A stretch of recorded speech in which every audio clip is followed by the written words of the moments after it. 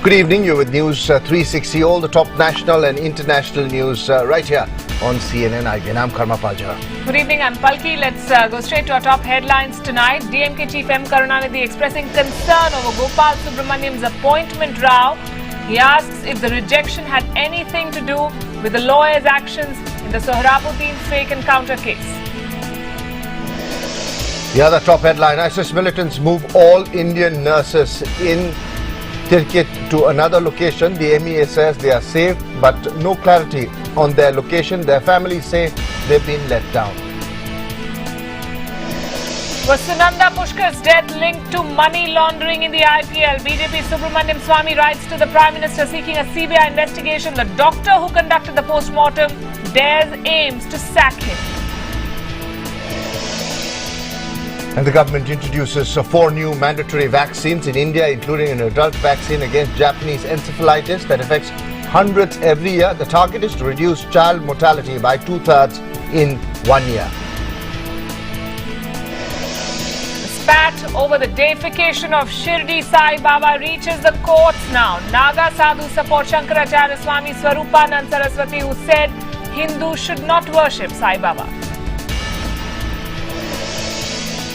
And is the president's son defending TMC MP Tapash Paul for his rape for revenge speech? Abhijit Mukherjee calls it a slip of tongue.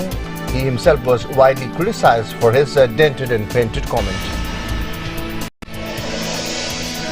A day before Modi's visit to the valley, the Grand Mufti of Kashmir protests the NDA government's plans of rehabilitating Kashmiri Pandits, calling it a conspiracy. He warns of protests in the valley. And the death toll in the Chennai building collapse goes up to 60. Chief Minister Jayalalitha now orders a 1-member probe to fix blame. And we'll have more on that story. MG Devasayam, former IAS officer, will join us on the show. The mishap, who really is to blame. And who is Maria Sharapova? Top trend on Twitter, that one. Angry Sachin Tendulkar fans spam the tennis player for saying she does not know the superstar of cricket. They really hurt. Certainly so. That and much more ahead, also in the build-up to the budget. We request you to raise the conveyance allowance to at least 3,000 rupees. Will another fuel hike? With another fuel hike, in fact, is it time the finance minister hikes the tax exemption limit on conveyance allowance? That's what taxpayers are saying.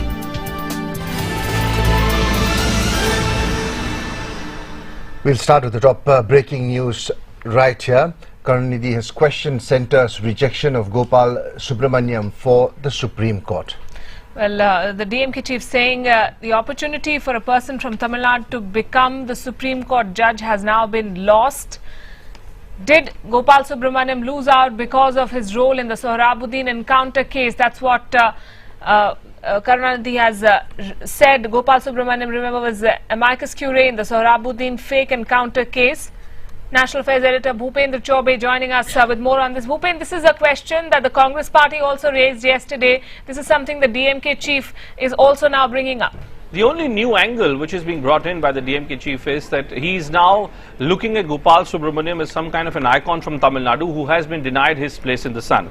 Now, the truth of the matter is that one of the basic allegations which were leveled against Gopal Subramaniam were that he was allegedly colluding with the lawyers of A. Raja, who happens to be from the DMK itself, which is being provided over by Mr. Karunanidhi. So maybe that explains the reason why Mr. Karunanidhi has chosen to support Gopal Subramaniam, because he also wants to support his own party leader. Rather interestingly, he's also bringing in the Sohrabuddin Sheikh angle. Now, this is the same Karunanidhi who just before the elections had gone to the extent of describing Narendra Modi as his good friend. So is Mr. Karunanidhi now suggesting that his good friend is targeting a supposedly meritorious person from his state? That's a $1 million question which Karunanidhi should answer. And that's the way they do it, isn't it? DMK, especially, you know, when we see the way they play politics, regionalism comes before anything else. So we are seeing shadows of that once again. Oh, no doubt about that. I think that what Mr. Karunanidhi really wanted to do was that he wanted to somehow try and give the sense that he was backing Mr. Raja. in his attempts of backing Mr. Raja, he decided to release this statement where he was supposedly backing Gopal Subramaniam, but his real support was for Mr. Raja. All right, that's what the DMK is saying. Bhupen, how is the government fielding all these questions that are being raised on their move of segregating one out of the 4 names that the Supreme Court Collegium put forth? So far has been by the Law Minister Ravi Shankar Prasad, who has said that they will do everything within their capacity to ensure that the spirit and the dignity of judiciary has been upheld. But I'm afraid that on the specific question of whether this file was segregated, whether Gopal Subramaniam's name was removed from the list of potential judges, those 4 names which are sent by the Supreme Court Collegium, was that decision taken with the knowledge or the consent of the Chief Justice or not? On that precise question, the government has been silent. The only point which has been made by the government is that we're not here to play with the judiciary. We believe in independence of the judiciary, and we'll do everything within our powers to ensure that the judiciary remains the independent body which the government feels it has been. But the specific question, did they target Gopal Subramaniam? Was Gopal Subramaniam's name removed without the consent or knowledge of the Chief Justice? No answers on that one from the government so far. Right, Bhupen, thanks for that update. We'll continue to track that story. Let's focus on the other big news coming in this hour. India has now introduced 4 new vaccines in immunization programs. These new vaccines are for children to fight rotavirus and rubella. Costly injectable polio vaccine also included in this universal immunization program now. There's also an adult vaccine in that list. This is against Japanese encephalitis, especially in those districts with high occurrence of the disease, especially in eastern Uttar Pradesh and Gorakhpur. That's something CNN has been tracking. We've been running a campaign against Japanese encephalitis, which kills hundreds of children every year in parts of Uttar Pradesh. Ramanand Lakshmi Narayan, Public Health Foundation of India, is also somebody who's been very, very active. Dr. R.N. Singh joining us from their convener of the encephalitis. Right, for now we'll speak to Mr. Lakshmi Narayan. Mr. Lakshmi Narayan, do you welcome this move by the government? Absolutely. So the 4 new vaccines are both much needed in the all much needed in the program. 3 of them are aimed at children, and 1 is the Japanese encephalitis vaccine. It's the adult vaccine, which is at an age group that was previously not covered by vaccination. Let me first just say that the rotavirus vaccine is a huge victory for India, because there's just this one vaccine alone, which has been developed indigenously in India over the last 25 or 30 years by Indian researchers, will save 50,000 lives of young children as soon as we roll it out throughout the country. Right, we are also joined by Dr. R.N. Singh, convener of the Encephalitis Eradication Movement. So you have been fighting, against for eradication of encephalitis for a long time. Is this good news? Certainly. Yes, sir, definitely very good news, because we are going to save the children of India who are dying because of diarrhea, which is, it's not a big problem. But via vaccines, which is being developed now, we'll save many children, which is very good news, and we congratulate for it. It's really something unique. All right, Mr. Lakshmi Narayan, you spoken about saving 50,000 lives every year, children, of course, afflicted by rotavirus. Does the government have the means and the wherewithal to dispense these vaccines, to make sure that those who need them the most get them as soon as possible? That's a very good question. While these vaccines are being introduced, there are also significant efforts to increase vaccination coverage. And even at the level at which we're delivering vaccines right now, we will have a significant impact. And so both these are going hand in hand. Now, let me also say that there's also the rubella vaccine, which India has introduced, which gives us a chance to try to wipe out rubella at the same time that we are planning an elimination of measles in this country. And finally, the IPV vaccine, which uses the inactivated polio virus, which once that is introduced, although we're not necessarily going to save any more lives because polio has already been eliminated in the country, will prevent vaccine-derived strains of polio, which now cause some disease. But this will also put us in the trajectory to global eradication, and it's a huge win for India to be part of this. So let me just say, this is probably the biggest improvement in child health and vaccination policy in the last 30 years. Right. And this, along with the pentavalent vaccine, these represent enormous steps forward for the country. So it's a time to celebrate and to say that we've really, made decisions and taken steps that will have a lasting impact. Right. Thank you so much for joining us, gentlemen, on that big story. We'll continue to track this story. IBNlive.com for more information on that. To the other big news. So we've been tracking here on CNN IBN, coming in from Iraq, where all Indian nurses have now been removed by the ISIS militants from Tikrit. Well, the news has now been confirmed by the Ministry of External Affairs as well as the Chief Minister of Kerala, Mr. Oommen Chandy, who said that Indian nurses have indeed been moved in a bus. He's also said that there was an incident outside the bus while they were getting on board that bus. There was an explosion. Some of the nurses may have sustained injuries. There is no confirmation.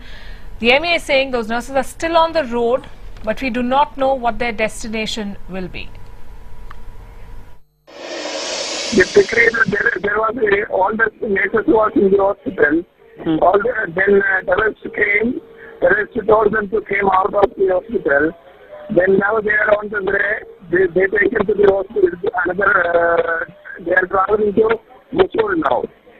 When they came out of the hospital, there was bomb blast, and 3 of them got injury, head injury. Now they have continuous bleeding. But they are not care of that one. And now they are going to Mosul. That we cannot tell now. Most of the terrorists will be Mosul now. That is from before also. Now they are telling they will not kill anybody, but they need nurses for the Mosul. They are taking, but there will be no problem for them. On the way, if there is any blast, they will not take care of that. There is 14 nurses plus 5 another nurses also. Sir, what is the latest that you can tell us about the situation in Iraq? That we today met Union External Affairs Minister Srimati Sushma Swaraj, and we expressed our concern about the safety of Indians, particularly the Kerala nurses. Are nurses So the safe? Minister and MEA is very helpful to bring back to Kerala. Are the nurses safe? So that at present they are all safe. We want to bring back to India. Right. That is our main concern. Right.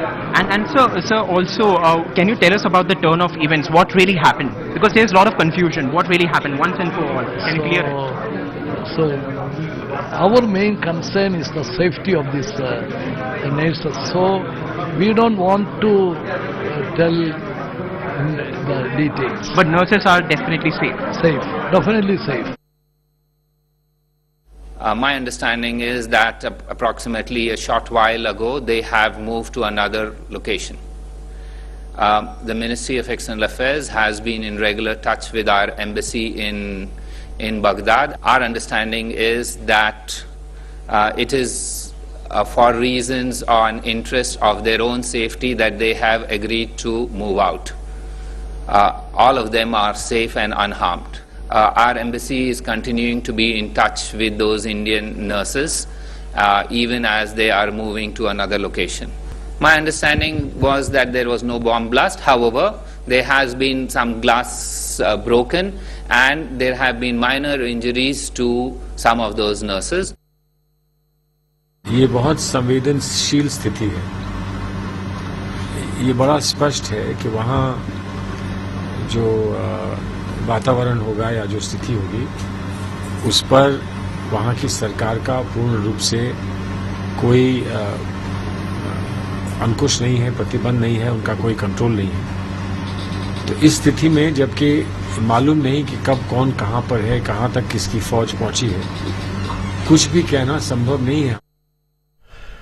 Diplomatic correspondent Amrita Tripathi now joining us live. Also joining us Neetu Raghukumar live from Thiruvananthapuram. She's been following the families. First to you, Amrita, really, nobody seems to know right now. So the question really is, does the government really have a plan to get those nurses out? Karma, I suppose we could say the government does have a contingency plan. It's working on using all communication and all groups that it can talk to, not sharing too many details with the media, which is of course frustrating but understandable given how sensitive the issue is. Now let's just bring up the map for you so we know exactly what we're talking about when it comes to Baghdad. The fighting not reaching Baghdad yet. We were talking about Tikrit. That's the area where the 46 nurses were holed up in the hotel. And in fact, remember, they were in the basement of their hotel because there was bombing going on in the vicinity there in Tikrit.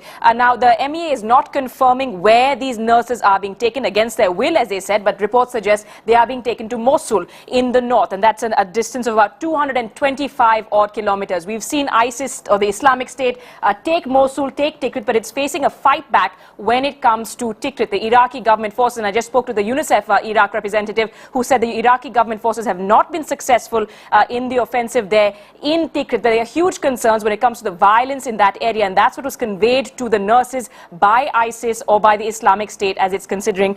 We are being told also of massive damage to the city of Tikrit, which is of course Saddam Hussein's hometown. So taking them, it should take about 3 odd hours, but of course as we're tracking Karma and Palki, it is a conflict zone. So in times of peace, perhaps a 3-hour drive. At this point, still waiting and still hoping that the government manages to stay in touch with those 46 nurses. That's something the families of these nurses also hoping. Neetu Raghu Kumar from Thiruvananthapuram, you've been in touch with a lot of these families. Are they reassured when the MEA says that they have been in contact with the nurses, that they're all safe? No, the families are not at all reassured. They are not taking any word given by the MEA or the Indian embassy at the moment. They are really upset that for the past so many days, the embassy and the Indian government, they feel, has done nothing to bring back the nurses.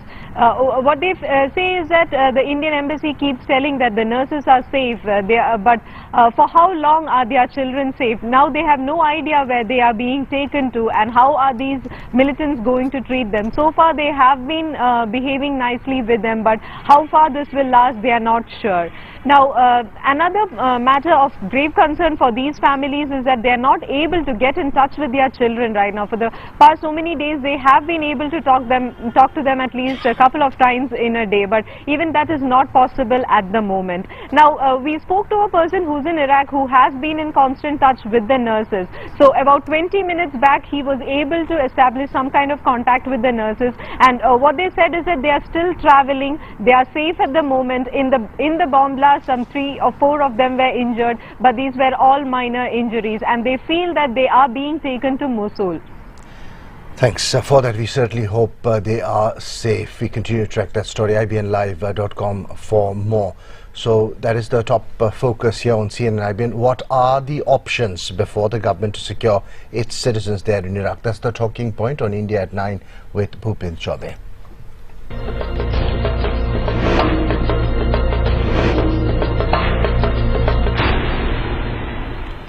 Now to a religious battle that has reached the courts. The spat over Shirdi Sai Baba will be decided in the Allahabad High Court. This after Shankaracharya Swami Swarupanand said Hindus should not worship Sai Baba. But the big question is this just religious or are political forces at play too?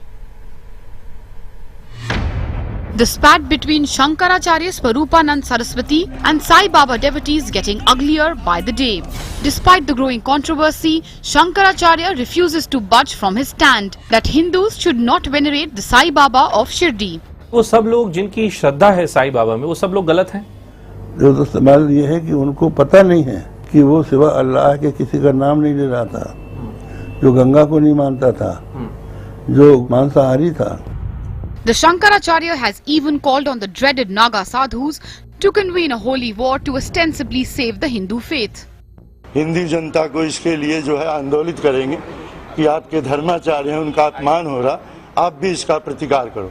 The religious battle has political undertones. The Shankaracharya is known to be close to the Congress party. आप कैसे कह सकते हैं मैं कांग्रेसी हूँ?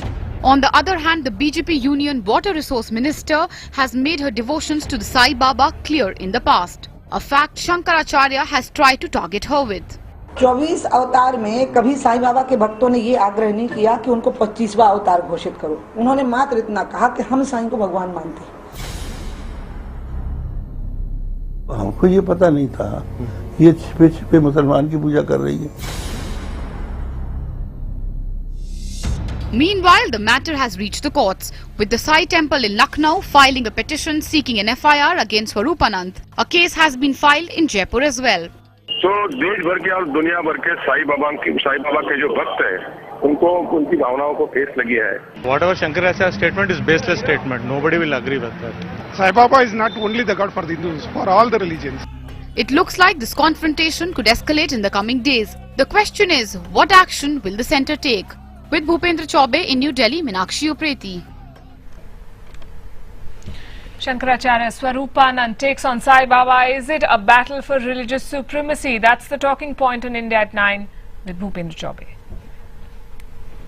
And yet another twist in the Sunanda Pushkar death probe. BJP leader Subramaniam Swamy has written to the Prime Minister seeking a CBI investigation into the matter. Swamy claims that Sunanda had told a few friends about possible money laundering in the Indian Premier League. Swamy claims this could be linked to her death. Congress MP Shashi Tharoor's wife Sunanda was found dead in her Delhi hotel room in January this year. There's no doubt that there was a scandal on that Cochin franchise, and I don't think the kind of money that came in here could be their money. So it had to be somebody else's. And she had been speaking about this. I had visited her some time ago to saying that, you know, there are these corruption cases which I have to pursue because I'm already in the court on that. And whether he had any do's and don'ts. And he said, no, the corruption cases must be pursued to the end and you know the law. Right. So whatever you're doing legally is fine with me. Meanwhile, the AIIMS doctor who said he was under pressure to give a favourable forensic report remains defiant, saying that he stands by his statement, also daring AIIMS to take action against him. Not only Sunanda Pushkar case, any post-mortem case which has been finalized by me are totally based on established principle and practice of medicine as per ethical and legal norms. So I never succumb to any pressure. So the second issue is that who was making pressure on me. So that is a matter of legal investigation as well as administrative issue of AIIMS. So I cannot reveal with media. After conducting autopsy and before cremation, I have spoken that it is a case of unnatural death. If anybody was having doubt, they should go for second autopsy.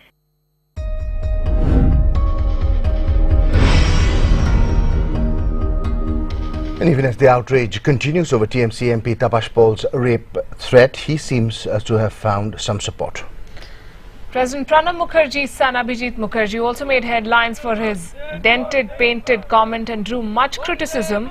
Has now come to Tapash Paul's defense, saying that such mistakes happen in the heat of the moment, and since the MP has apologized and his party has forgiven him, the issue should not be dragged any further. Remember, Tapash Paul had said that he will send his boys to rape women in the opposition. অনেক সময় হয়তো লোকের মুখ ফসকে বলে যায় বেরিয়ে যায়, তবে না হয় বাঞ্ছনীয়। এই দোষে মোটামুটি সকলেই আমরা একটু একটু দোষী আছি। তবে আমার একটাই বক্তব্য, যেহেতু এটা এখন উনি ক্ষমা চেয়ে নিয়েছেন এবং ওনার দল ওনাকে ক্ষমা করে দিয়েছেন বা ক্ষমা সেরকমই আমি দেখলাম কিছু, তো এটা বিতর্ক এখানেই শেষ হওয়া উচিত। তবে আশা করব ভবিষ্যতে এই ধরনের উনিও করবেন না, কেউ করবেন না। তাপসবাবু আমার খুব বন্ধুস্থানীয় লোক, ওনার বলতে গেলে সিনেমা দাদার কীর্তি দেখার পর থেকে অন্য একজন ভক্তও আমি। IBNlive.com for that story and more, also your reactions to it. With that, going to a short break ahead. More trouble for Sahara. The Income Tax Department now demands 4,800 crore rupees for the last 3 years. Subrata Roy seeks 40 days bail to finalize the sale of hotels in London and New York. Also, rain relief for Delhi. The southwest monsoon finally hitting the capital. The Met says rains could revive across North India in the next 3 days. Details when we return.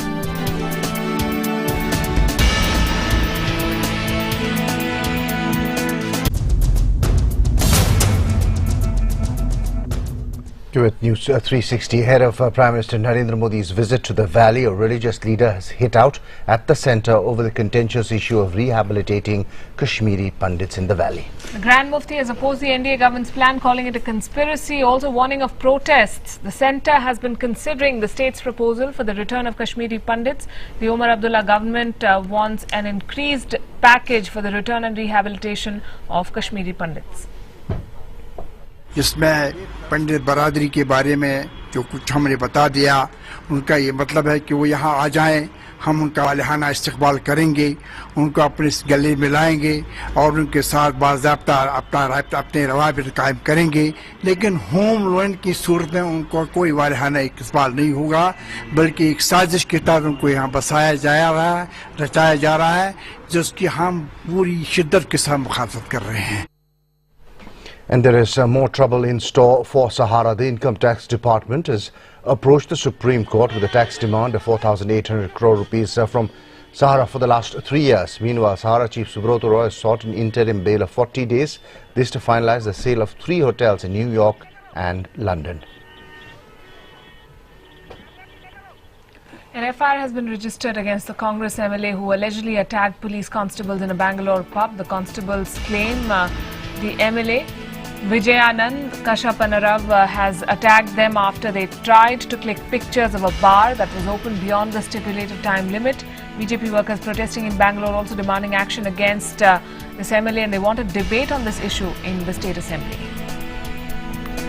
The quantum of sentence in the Pallavi Purkyasta murder case will now be pronounced on Monday. The security guard of the building, Sajid Mughal, was found guilty of all charges including murder, molestation and trespassing earlier this week. The prosecution has asked for the death penalty on grounds that the act was premeditated and that the crime falls under the rarest of rare category. The death toll in the Chennai building collapse has risen to 60. 6 days on, rescue operations are still on. Tamil Nadu Chief Minister Jayalalitha has ordered a one-man investigation commission headed by a former judge to look into the building collapse. In an effort to make travel between Delhi and Agra faster, the Indian Railways held a trial run of a semi-high-speed train between the two destinations. The train reached Agra in 100 minutes as opposed to the regular 1 hour 20 minutes. The highest speed the train hit was 160 kilometers per hour. So far, the Bhopal Shatabdi runs at the speed of up to 150 kilometers per hour on the same route. US Senator John McCain called on Prime Minister Modi earlier today. He conveyed his desire and the desire of his country to work with Prime Minister Modi to revitalize Indo-US relations. The PM said he was hopeful of a forward-looking, result-oriented visit to the US in September this year to take the relationship to a new level. The much-awaited monsoon has finally reached Delhi. Temperatures have reduced in the capital, causing some respite from a torrid summer. The Met Department says the southwest monsoon has further advanced into the whole of Delhi and parts of Uttar Pradesh, Haryana, Punjab and Rajasthan. Remember, the country has witnessed a weakened monsoon this year, with June receiving 43% less rainfall than normal. However, the Met Department has said the July monsoons will improve. Still ahead, the death toll in the Chennai building collapse going up to 60. The Chief Minister has ordered a one-member investigation committee. We'll get you more on that story. In fact, we will be joined by MB Devasahayam, former IS officer, on the show to look at who is really to blame.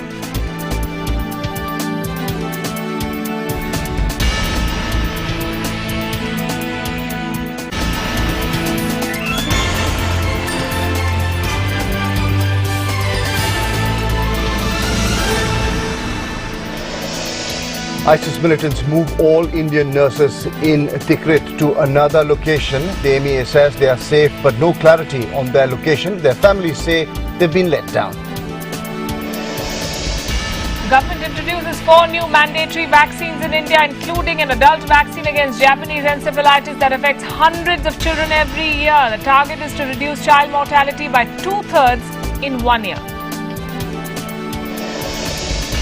DMK Chief M. Karunanidhi expresses concern over Gopal Subramaniam's appointment row, asks if the rejection had anything to do with the lawyer's actions in the Sohrabuddin Sheikh fake encounter case. On to our top focus here on News 360. 60 people have now died after an under-construction building collapsed in Chennai. Last week, the adjacent building has been cordoned off as officials fear similar construction flaws. But what about thousands of other such buildings? This tragedy has exposed several loopholes in the monitoring and regulation of multi-story constructions across India. Anna Isaac with this report.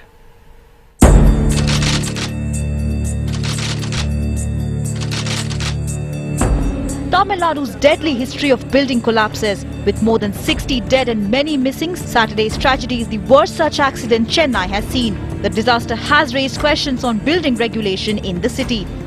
The Chennai police has arrested 6 people so far in connection with the building collapse, including Manoharan, the managing director of Prime Shrishti, the real estate firm.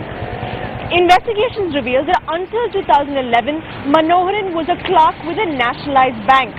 So the question is, how did he go from being a clerk in a bank to a high-profile builder in a span of 3 years? As long as the person is able to muster some resources, identify some land and gets to know about how to go through the approval processes, he becomes a developer. That's quite unfortunate. The 11-story building that collapsed wasn't an illegal construction. It had received the green signal from authorities. But experts say there is no monitoring mechanism during construction to ensure builders don't flout norms. Local bodies certify building safety, stability once construction is complete. Chennai does not have an enforcement mechanism at all. Zero. CMD is given the responsibility. They don't have a single engineer, single person who can enforce it. They don't have the capacity.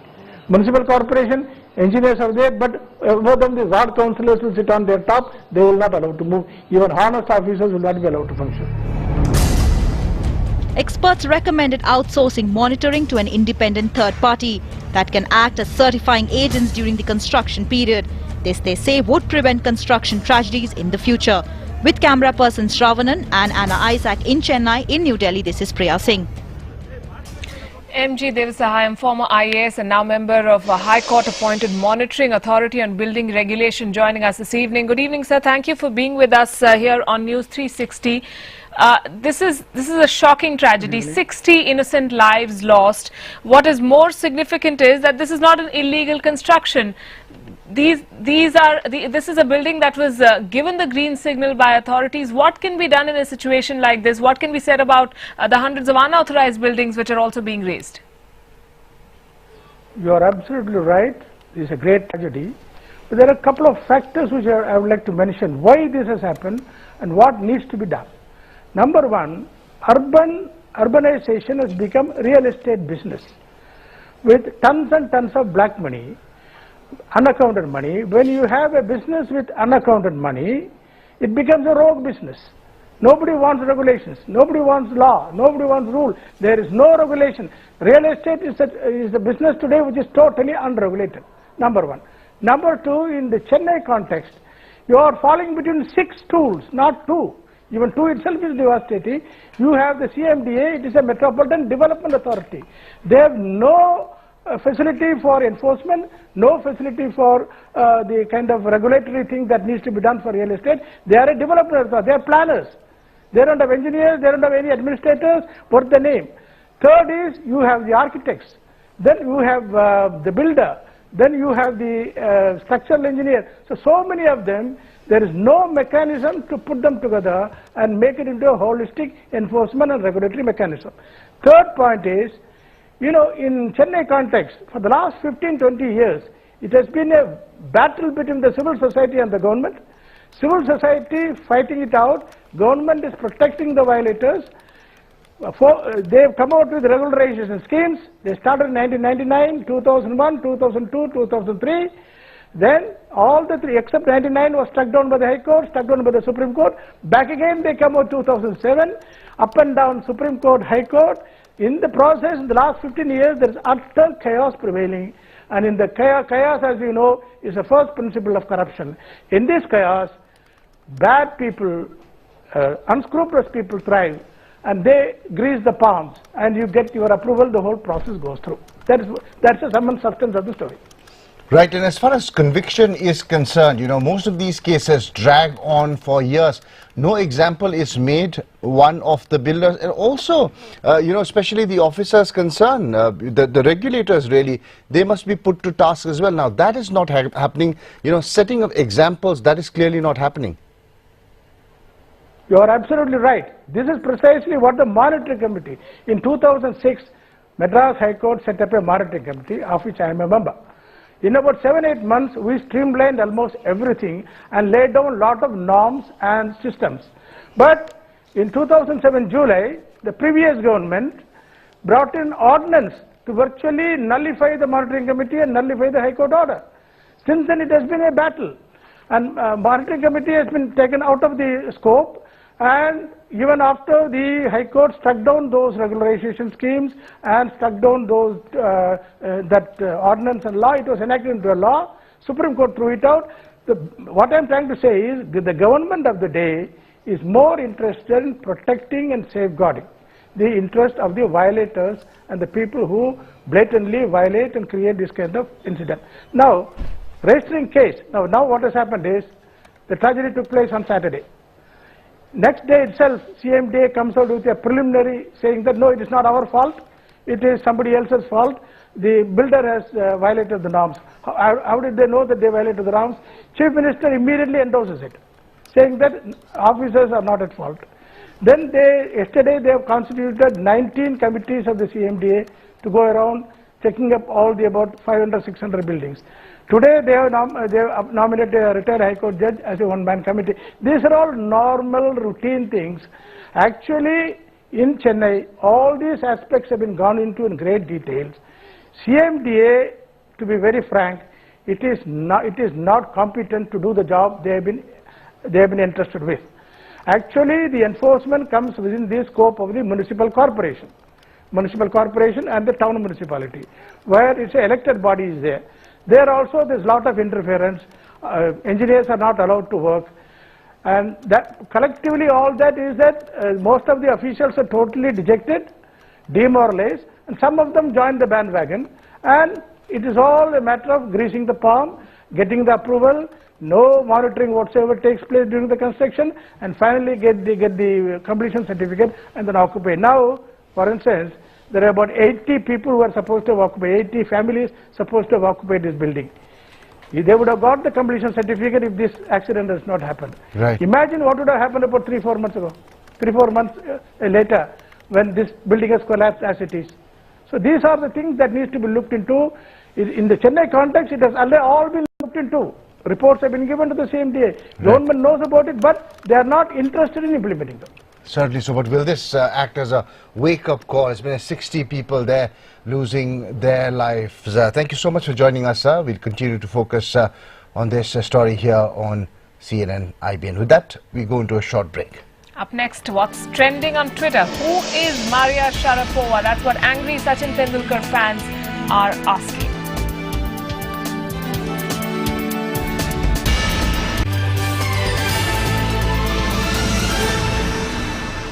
On to our award-winning initiative, Axe the Tax, where we look at 5 taxes you want removed or changed.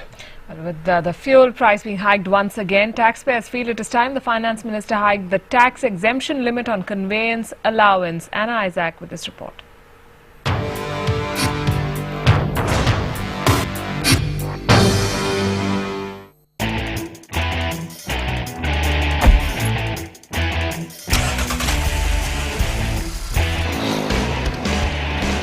Anuradha Nair, a 27-year-old social media manager, navigates through Chennai's peak hour traffic every day to get to work.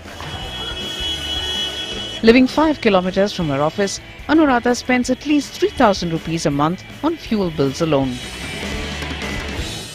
Well, a while it used to be about easily between 5,000 to 6,000 because my office was at a considerable distance from my home.